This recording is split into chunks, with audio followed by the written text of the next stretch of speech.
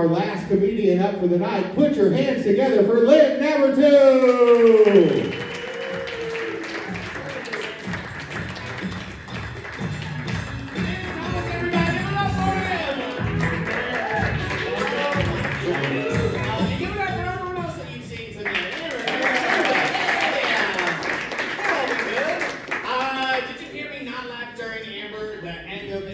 Because she pointed out my laughter. You don't get my laughs anymore, Amber. I love her. Don't attack me. I swear, I'm nice and cuddly. Thank you guys for being here, though. Are you guys enjoying everything? Have you guys had a fun time so far? Yeah. I'm very happy that you guys are here and not at like an escape room or something like that. There are too many white people in this room to not like escape rooms. I don't know. I feel like white people love escape rooms because they love solving problems they put themselves into.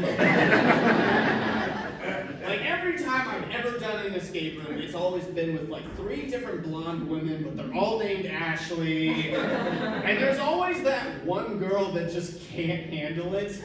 Like she gets put into the room and 5 minutes into it, she's like, oh my God! How are we gonna get out of here? And I just lost it one time. I was just like, we wait an hour!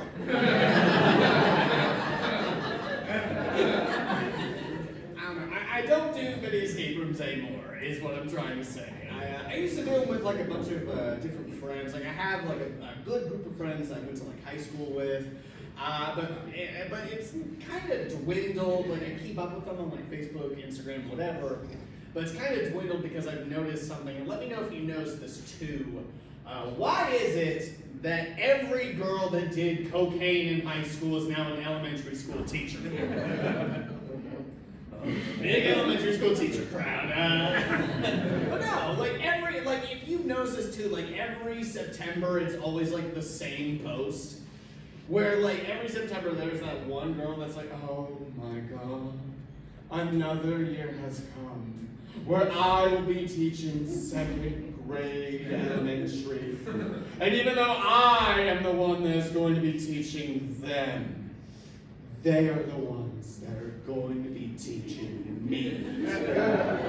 And I just read that every time. I'm just like, bitch, you thought Chicago was a state. Stay away from the youth, please. And I have a core group of people that I hung out with in high school. And even when I went to college, I did like make a ton of new friends. Like I made a couple, but like it's hard. It's hard to make like new friends when you become like kind of an adult. Like I was trying to hang out with a couple of different people. Like I hung out with this dude who was a born-again Christian, and he was very sweet, and I was trying to get to know him a little bit better. And I asked him like, hey man, why did you like become born again? If you don't mind me asking. He said, well, when I had an addiction when I was younger, it actually helped me kick it, and that's when I found my Lord and Savior Jesus Christ. And I was like, okay, that's pretty cool. If you don't mind me asking though, dude, what were you addicted to? And he got very serious. And he looked me in my eyes and he said, Lynn, when I was a 14-year-old boy, I was addicted to masturbating. And I didn't have the heart to tell him that every 14-year-old boy is addicted to masturbating. Like some of us were late to the show tonight because we still need to get our fix in. But no, like I have like a good like group of friends, and like I wasn't like very like popular in high school. Like I didn't go on a lot of dates. I only have had 2 like very serious relationships in my life, and none of them were in high school, obviously. Like I asked a girl to prom one time, and she like I asked her over text, so it didn't help. But she very seriously texted me back and said, I actually have a lot of options right now. But I saw that as a win because I was just like, hey, I'm one of the options! Yay! Which we do have a podcast called You Have a Lot of Options. Shameless plug, I do not care.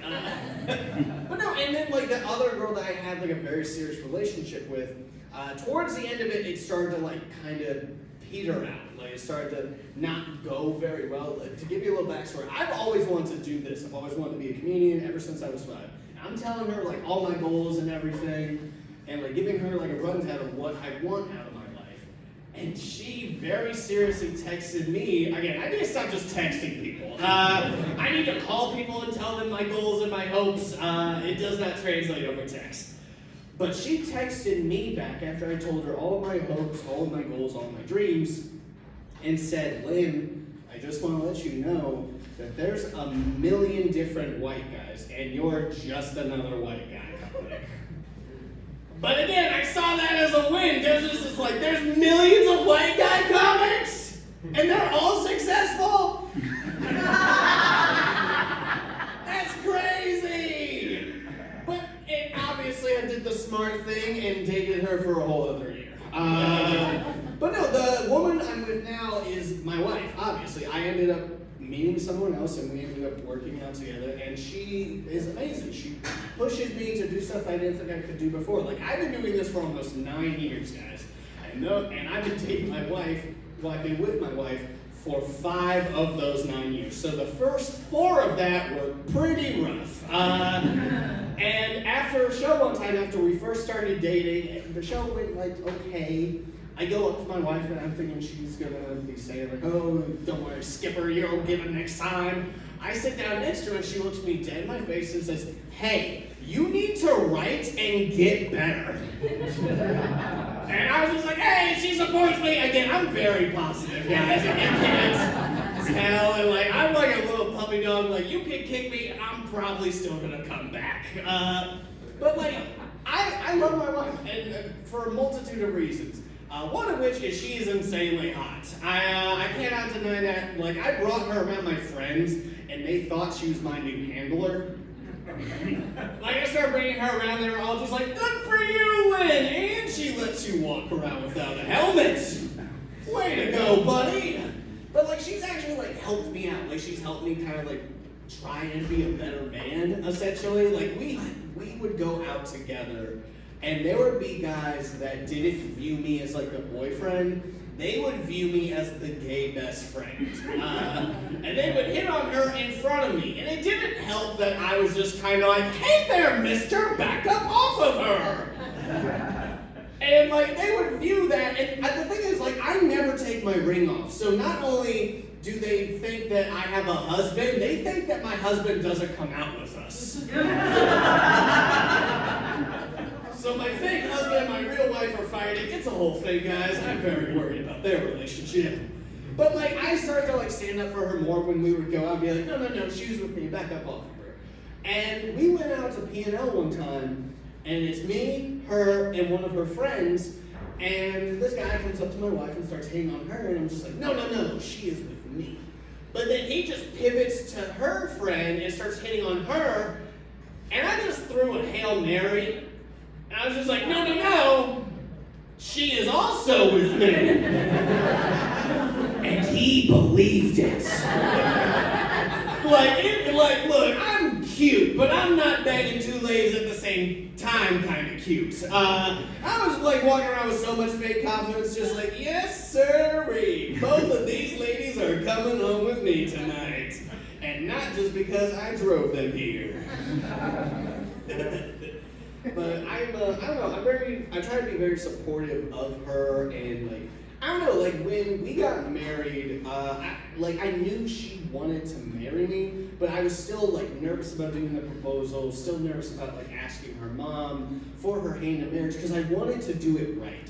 So I learned from my mistakes. This one I called her. I did not text if I could take her hand in marriage.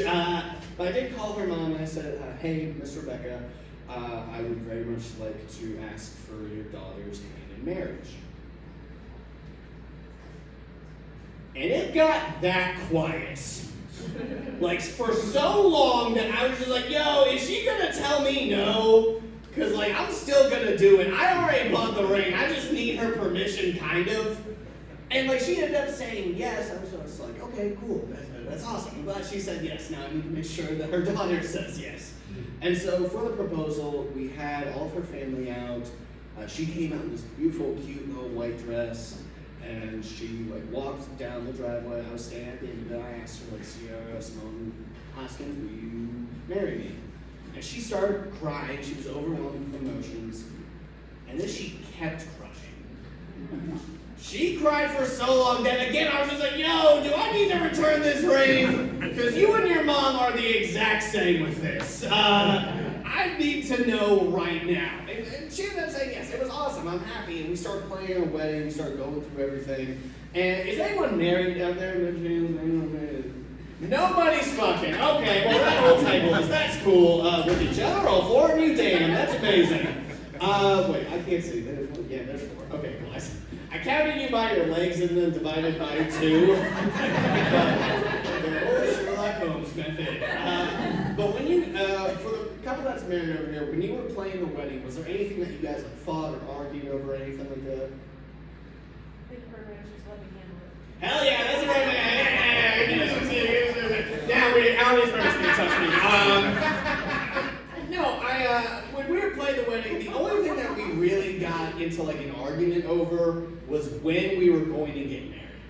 Because our wedding coordinator gave us 2 dates. We could either get married on September 18th or push it back a week and save $3,000.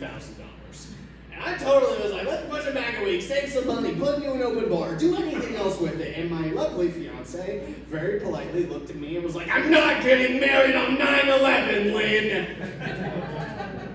I feel the bundle's tightening. This is the last joke. I swear to God, guys, just stay with me a little bit longer. And I'm just saying. You have been to some Star Wars themed weddings. You have been to some medieval themed weddings. When was the last time you went to a 9/11 themed wedding, folks? I heard the groans. Again, it's the last joke. Stay with me, folks. It's not the whole wedding. Like, you can have some fun with it. Like, even with just the invitations, you can just send them on out, just like, never forget to RSVP, people, come on! And let me know if you're coming. And let me know if you want, what you want for dinner. Do you want the steak, or the chicken, or the truth? Alright, I can't end now. I'll do one more joke. Sorry, David, I'm gonna do one more. Okay, I'm not gonna lie. You guys have been fun. There have been some ups and downs. I'm just being honest. But you guys have been a fun crowd. I've had some shows where some stuff has even gone like more awry. Like I had a show one time where there was a row of women in the front row. I'm just gonna come over here. There was a row of women in the front row, and I came out and I'm kind of doing the same shtick where I'm like, all right, everybody, who's in a relationship out there? And 2 of the women raised their hands, just trying to participate, trying to have fun at the comedy show. And they're like, oh, we're in a relationship, and I'm gonna use you, sir, because you're the only one I can point to. And I look at both of them, and I point at one of them, and I'm like, all right, which one of you is the ugly one in the relationship? Is it you? And the thing is, when you call one woman ugly in any group of women, that is the Avengers Assemble sign to all of womankind. And I knew I had like fucked up when I physically saw the words come out of my mouth in slow motion. I was just like, which one of you is the ugly one? And then the portal started opening up behind me. Ruth Bader Ginsburg came out. Harriet Tubman came out. Kris Jenner, her Kardashian brood came out. And they all looked at me and they're like, you don't get to call her ugly, you misogynistic pig. We call her ugly, but only behind her back when she's getting a second round of shots at the bar, you son of a bitch. All right, I love everybody. Have a good night. You're like your host, amen.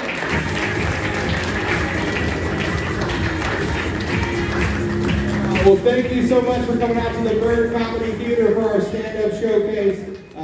This is some of the local comedians and talent. They're working around